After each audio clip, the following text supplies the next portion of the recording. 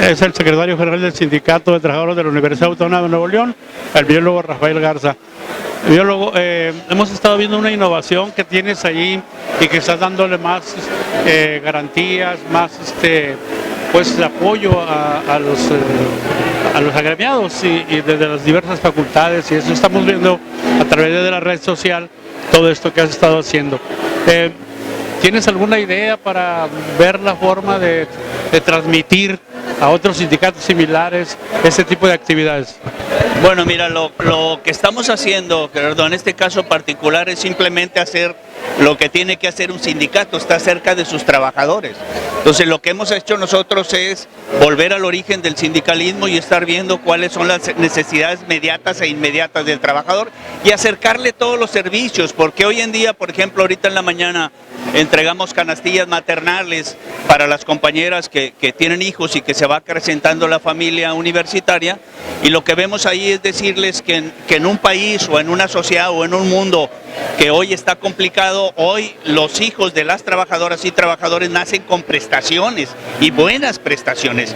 Ya cuando traes un ser nuevo al mundo, ya trae seguridad social, ya trae en este caso los útiles escolares, trae educación hasta el posgrado ya gratuita. Entonces hemos hecho que de la solidaridad y la empatía un proyecto que creo que hoy los trabajadores de alguna forma lo están viendo. El sindicato tiene que estar cerca, tiene que ayudarle a la universidad a que se fortalezca, tiene que ayudarle al sindicato a que se fortalezca, y creo que eso nos ha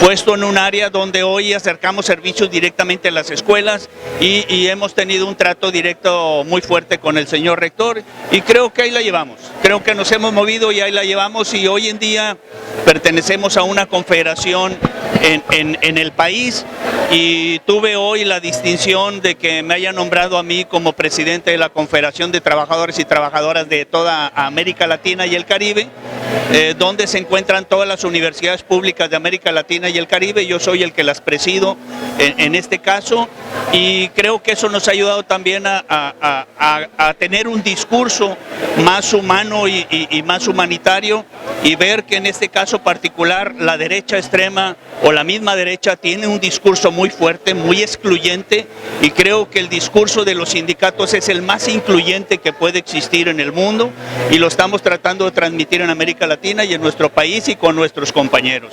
No nos queda otra más que ayudarnos todos para que este mundo esté mejor, y creo que los sindicatos son un bastión importante para que eso suceda. Es una institución creada de seres humanos para seres humanos, basada en la solidaridad y en la empatía, y creo que son de las mejores instituciones, al menos las más nobles que hay en el mundo para la especie humana.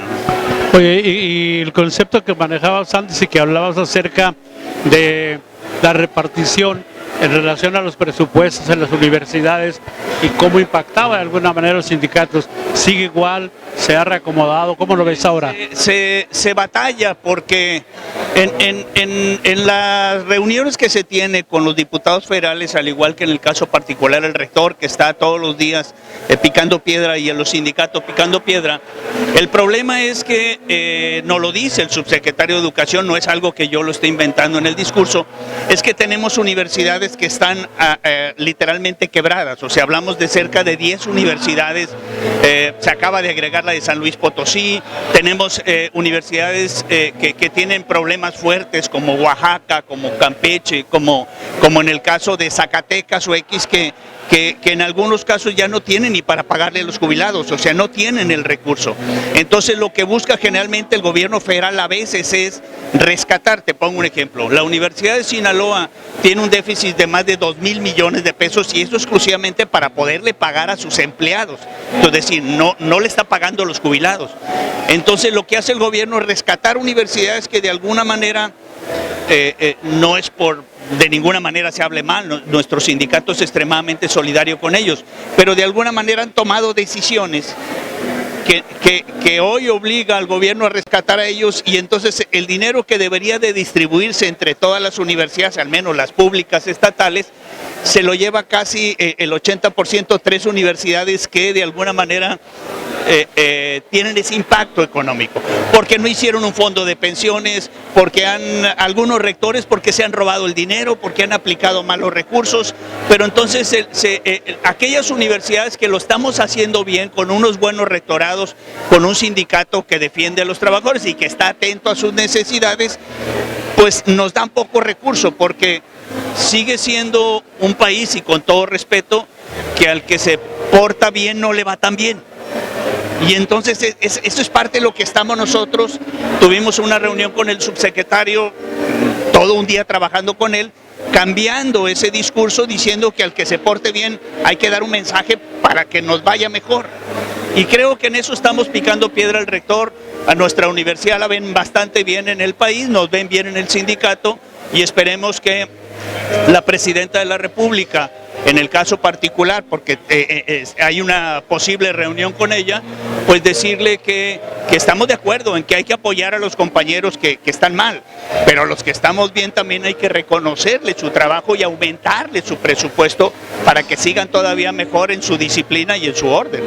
Bien, oye, el rector desde su inicio manejó un concepto para poder tener recursos la universidad, recursos propios que de alguna manera pues desligaran así completamente en cuanto a lo que se requiere estar levantando la mano, estar pidiendo constantemente. Él quiso reforzar económicamente a la universidad, que utilizaran el sello universitario con la imaginación, pero se vio que no le respondieron una facultad como políticas y otras, y preparatorias definitivamente no. Se ha quejado él en algunas veces, incluso ha regañado a un director del Álvaro Obregón, por ejemplo.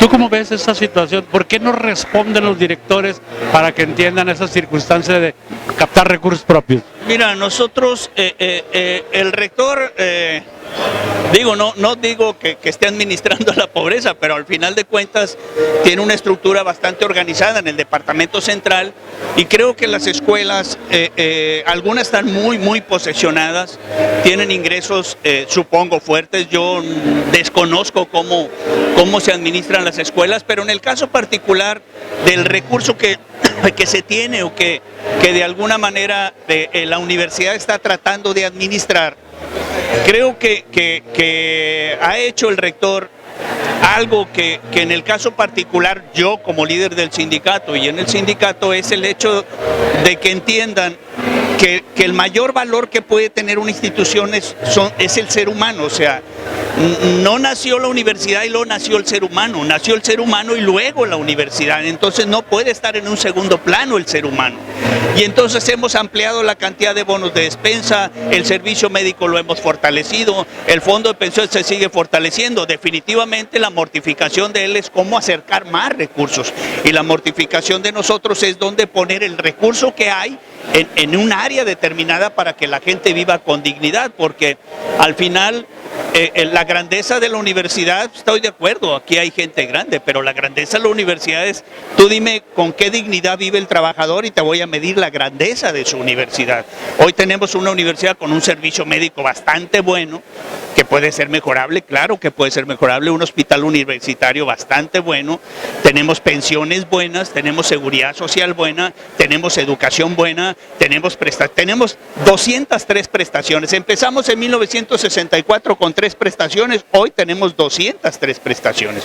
Entonces las escuelas tendrán que hacer el esfuerzo, y el rector tendrá que organizarse en el caso particular de que pues busquen ellos la manera de administrarse. Yo vuelvo a insistir, en el caso particular de nosotros hemos tenido una resonancia importante en el rector, sobre todo en el hecho de que cuando uno platica con él sabe que no andamos exigiendo chiflazones, sino simplemente andamos pidiendo aquello que dignifique al ser humano y que como consecuencia se dignifica la universidad, y eso nos ayuda a tener una universidad mucho más fuerte, que las escuelas estén tranquilas buscando lo que tienen que buscar. O sea, el hecho de tener 240,000 estudiantes, 23,000 trabajadores, pues tiene su chiste administrarlos, pero creo que con el rector que hoy tenemos su equipo de trabajo tendrá que hacer lo que tiene que hacer, pero en el caso particular yo te puedo decir que de las 34 universidades estatales que hay en el país,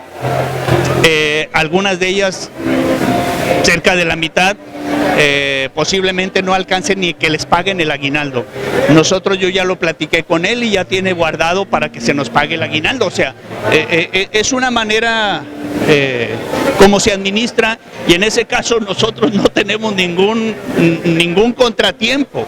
Ya las escuelas tendrán que generar riqueza, pues tendrán que generar riqueza, ¿verdad? Pero esta petición ya tiene 4 años, al rector le faltan aproximadamente 2 o algo así. Entonces, ¿a qué atribuyes tú que no hayan respondido los directores? ¿Qué está pasando? Yo desconozco si responden o no. Yo tengo, sí tengo trato, voy con ellos, pero no sé hasta dónde, porque te digo, hay escuelas que como ingeniería, que por naturaleza dan servicios de hace muchos años, ingeniería civil. Yo me tocó ver a la gente de ingeniería civil en la Ciudad de México, estaban construyendo parte de lo que era la línea 12 del metro. Es más, cuando tiene ese problema, la Facultad de Ingeniería Civil fue a checar qué era lo que sucedía. Creo que esa inercia que ha tenido la universidad tendrá que moverse. Tarde o temprano permeará algún discurso, permeará la fuerza del rector para moverse en ese tenor, porque tiene razón el rector. No podemos estar todo el día esperando que caiga el dinero de otra parte, cuando nosotros con un poco más de esfuerzo o de inteligencia pudiéramos generar un recurso para el bien de todos y de los mismos estudiantes y lógicamente de los trabajadores. Yo siento que una universidad que ha estado relativamente pues caminando, pero no a la velocidad que hoy se pide caminar, es como en el sindicato. El sindicato siempre ha estado caminando, pero ya no puede caminar tan lento. O instituciones o tiempos que antes tú decías, bueno, pues si no arreglo lo de las pensiones, alguien lo regalará en 20 años, ya no hay tiempo para eso. Ya no puedes, el bote, si tú quieres patearlo, no va a llegar más que 6 meses. Ya no puedes patear nada y moralmente no debes patear nada. Entonces eso es lo que está sucediendo hoy. Tendrá que caerle el 20 a todo mundo, todos los que estamos como actores principales en la universidad, y tendremos que empezar a hacer cosas distintas, porque el mundo ya no es el mismo y nosotros tendremos que ser distintos. Pues finalmente, el Fondo de Pensiones y Jubilaciones siempre se ha comentado que está muy secreto, que no hay muchas veces si pides información, etcétera. ¿Tú qué sabes del Fondo de Pensiones en cuanto a las últimas actuarías? ¿En cuánto fluctúa o cuánto tiene? No hay secretos, está ahí transparente todo. Mira, no hay secretos que 8,138 jubilados están cobrando quincena tras quincena, sus bonos de despensa, todas las prestaciones, una jubilación dinámica. El fondo ahorita tiene 9,650 millones de pesos, tenemos una próxima reunión. El actuario nos decía en un momento dado que el fondo de pensiones iba a empezar a decrecer en el 2021. Hoy, con el doctor Santos Guzmán, que ha conseguido recursos y que le ha metido, el fondo sigue creciendo en el 2025 y nosotros esperamos que quede ya la curva aplanada para el 2030. Va a tener más de 10,000 millones de pesos. No ha llegado a los 10,000 millones, lo que pasa es que está la otra parte. O sea, el fondo se le han sacado más de 10,000 millones de pesos para pagar la nómina, porque la nómina se empieza a pagar desde el 2008. Entonces, desde el 2008 se empieza a pagar el 50% de la nómina. La nómina de los jubilados andará más de los 2,300, 2,400 millones de pesos. Entonces, si tú dices, ¿debería tener más? Pues sí, el fondo debería andar cerca de los 20,000 millones, pero ya le sacamos 10,000 millones. O sea, Guadalajara tiene ahorita, no sé, 20,000 millones, sí, pero ellos en este caso le han sacado nada más la mitad y ellos pagan el 100% de las pensiones. ¿Qué quiere decir? Nosotros tenemos más tiempo utilizando el fondo para pagar con ese recurso. O sea, esos 10,000, casi 11,000 millones que han salido del fondo, pues no están en el fondo, pero se ha aplicado para lo que es el fondo. Entonces, si tú sumas los dos, sí tuviéramos más de 20,000 millones, pero el fondo no es para guardar el dinero, el fondo es para pagar la prestación y se ha venido pagando. Hoy estamos en tiempo y en forma, hoy está el recurso y estamos ya en miras de arreglar una segunda generación para que se fortalezca todavía más su pensión y esté viviendo con dignidad el momento en que uno decida retirarse. De los trabajadores que somos de la llamada primera generación, quedamos 1.200 nada más, ya no quedan más y estamos pugnando por antes de terminar en este periodo sindical que la segunda generación quede bien establecida en sus derechos pensionarios y lógicamente fortalecer el servicio médico, y el fondo está extremadamente fuerte y transparente, todo viene en transparencia, y cualquier duda que se tiene están las actas, todo lo que se tiene del fondo de pensiones. Yo sí puedo decir que eso de tener un fondo a nosotros nos da fuerza, nos da una presencia ante el discurso político también a nivel federal, diciendo que nosotros nos hemos portado bien, que el trabajador aporta su parte, pero que también no es justo que tampoco en un momento dado las estructuras federales o las mismas estatales no nos volteen a ver en esa situación y decir que como nosotros hemos casi resuelto solos nuestra problemática, pues ya eso nos ha ocasionado a veces que no nos volteen a ver. Esa aportación que los trabajadores dan en algún tiempo atrás en materia de amparo se consideró inconstitucional porque se supone que el patrón tiene que costear esas jubilaciones y no se determinó que fuera legal que se le siga rebajando. Bueno, ¿se le sigue rebajando todavía? Sí, es que, mira, depende. Eso que tú dices que se supone que el patrón es obligado, no se supone, el patrón es el obligado. Y eso viene en el contrato colectivo de trabajo, o sea, el patrón no se desobliga. El problema es que nada está obligado a lo imposible. O sea, si tú no tienes los 2.000, pregúntale a la gente de Sinaloa, ellos tenían un fondo y lo deshicieron. Le devolvieron a cada quien 30,000 o 40,000 pesos y hoy los jubilados tienen un año que no cobran. Y están haciendo paros y todo ese tipo de cosas. Lo que hizo el sindicato en tiempo y en forma es decir, bueno, y cuando no tenga la UNI, ¿por qué no aportamos solidariamente todos para que me sostengan una prestación? Que hasta los jubilados les empezaron a rebajar hasta después que en materia de amparo se falló eso, ¿no? Pero algunos, no a todos. No, en el caso particular ese amparo que se llama en el ámbito natural, nosotros tenemos una diferencia. La diferencia estriba en que es un apoyo solidario, no es un apoyo nos estamos solidarizando todos sin quitarle al patrón su obligación para que de alguna manera yo pueda tener esa prestación. ¿De qué me sirve yo en un momento dado, vuelvo a insistir, tener yo la obligación con el patrón si al final de cuentas no va a tener el recurso para dármelo? Y no lo digo yo en el ámbito de decir, bueno, eso es problema del patrón. Bueno, pregúntale a las 10 universidades donde no cobran los jubilados.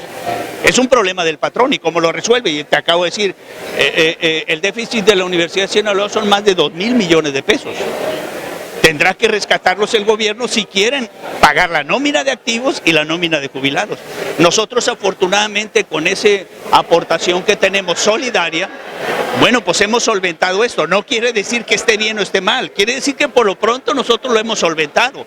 Tendremos ya con la facultad de matemáticas ver cómo ir desaforando, y aquella gente que ya haya aportado una cantidad determinada, bueno, pues que ya quitarle ese tipo de aplicación de ese rebaje solidario. Pero vuelvo a lo mismo, hoy es lo que nos mantiene de alguna manera...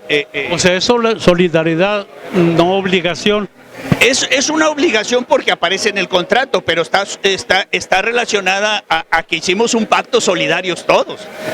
Pero aparece en el contrato el hecho de que hacemos un pacto solidario todos, activos y jubilados, pero no le quitamos la responsabilidad al patrón. El patrón es el obligado. Si un día los trabajadores dicen, no, a mí devuélveme mi dinero, bueno, pues el fondo es de los trabajadores. Los trabajadores decidirán lo que tiene que suceder con eso. Desde el punto de vista del sindicato, creo que eso nos ha favorecido. Si tarde o temprano hay un movimiento y sabes que devuélveme mi dinero, bueno, pues pasará lo que pasa en Sinaloa, vuelvo a lo mismo, pregúntale a Sinaloa, les devolvieron su dinero y hoy en día casi 2 años sin poder cobrar, con huelgas de hambre. Yo la verdad creo que podemos, ya teniendo esto, podemos ir moviendo a otros escenarios, pero con la certidumbre de que me están pagando y con la certidumbre que tengo servicio médico. Allá están ligados al Instituto Mexicano del Seguro Social y no le pagan al seguro. Vete a Nayarit y al Seguro Social le deben 4,000 millones de pesos. Entonces, ¿quién atiende a la Universidad de Nayarit? Nadie, no tienen servicio médico y lógicamente mucho menos una pensión si no aportas al servicio médico. En este caso al Instituto Mexicano del Seguro Social. Nosotros, eso nos da certidumbre, pero no quiere decir que no podamos ir viendo otros caminos para fortalecer lógicamente a los jubilados y a los que nos iremos jubilando. Finalmente, y esto que se pasa de que no se tiene en el presupuesto un apoyo para que también con la federación pueda responder a la obligación patronal, está como la gratuidad en las preparatorias. Sí. De los 2012, se dieron 10 años, venció el término 2022, sigue igual. Incluso han aumentado más las cuotas a los padres de familia, etcétera, ya lo ven como una universidad privada casi. Sí. Entonces, esto, ¿qué es lo que pasa? No refaccionan a la universidad para cuando tiene ese tipo de obligaciones y además también para mayor presupuesto para que la gratuidad sea posible. Lo que pasa es que en el concepto de gratuidad que aparece ahí, y lo veíamos con el subsecretario Conchello, la situación es que ellos querían ponerlo en una constitución como una manera que después alguien lo pudiera demandar, pero no lo fondearon.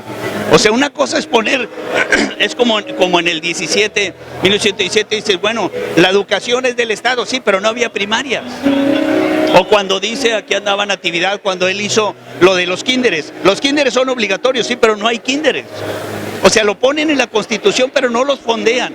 En este caso particular, ponen en la Constitución la gratuidad, la obligatoriedad, entre comillas, hasta la universidad, hasta la facultad, obligatoriedad del Estado, no del estudiante, sino del Estado de ofrecerla gratuitamente, pero no lo fondean.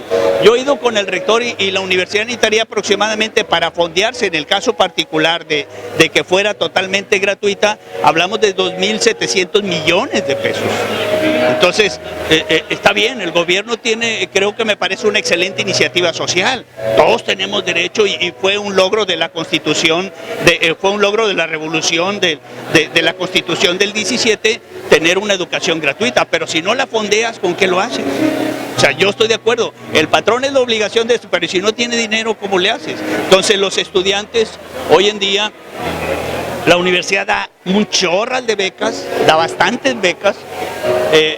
A mí me consta, difícilmente alguien se quedará sin estudiar si se acerca a la universidad.